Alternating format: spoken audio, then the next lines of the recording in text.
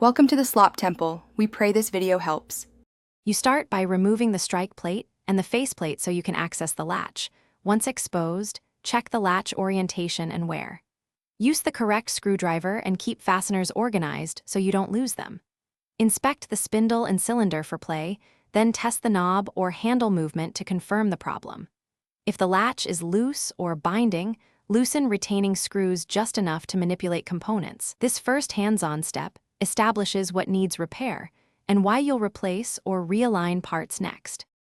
Once done removing the exterior trim, disassemble the lock cylinder and remove the latch assembly to inspect internal parts.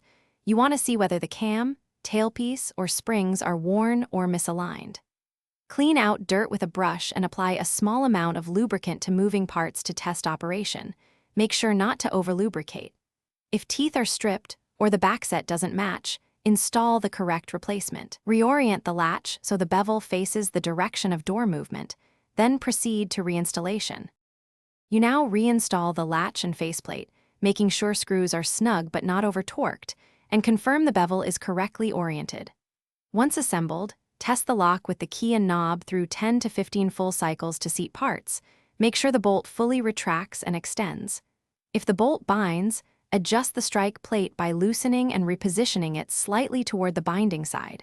If things still fail, replace the latch with the correct backset and recheck. This single troubleshooting tip usually resolves persistent issues. Thanks for watching.